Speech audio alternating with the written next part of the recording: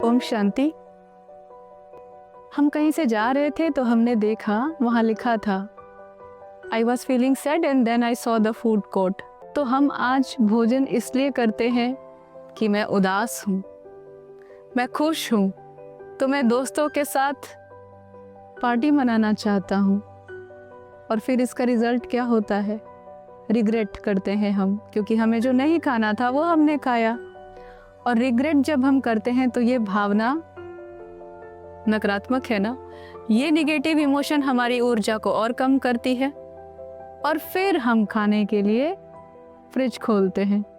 यही साइकिल चलता है ना, इसे इमोशनल ईटिंग साइकिल कहते हैं।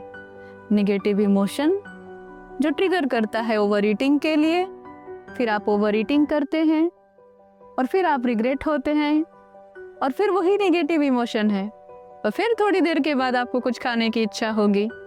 तो अब इस साइकिल से निकले कैसे?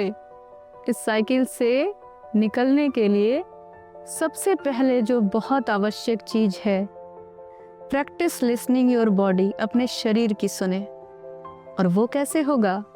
माइंडफुल ईटिंग से।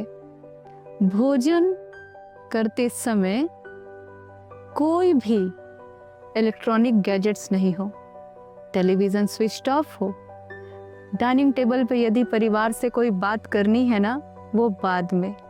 पहले जब भोजन सामने आए तो भोजन को परमात्मा को स्वीकार कराएं और एक एक निवाले को धीरे धीरे चबाते चले। यू मास्टिकेट प्रॉपरली और भोजन का स्वाद ले लेकर खाएं।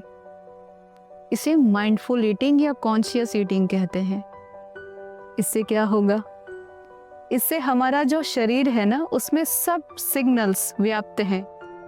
हाइपोथैलेमस ब्रेन का वो हिस्सा है जो हंगर सिग्नल को भेजता है ग्रेलिन के थ्रू स्टमक को। ग्रेलिन ये बताता है कि ये समय है कि भोजन करो। लेकिन जब हमारा पेट भर जाता है तो लेप्टिन हार्मोन के थ्रू स्टमक से ब्रेन को वापस सिग्नल जाता है कि अब हमें भोजन की ज़रूरत नहीं है। ये सिर्फ माइंडफुल ईटिंग से होगा। यदि जब हम भोजन कर रहे हैं और हमारा ध्यान भोजन की तरफ नहीं है तो ये सिग्नल्स इग्नोर हो जाते हैं और फिर हम कहते हैं कि हमारा भोजन पर कंट्रोल नहीं है।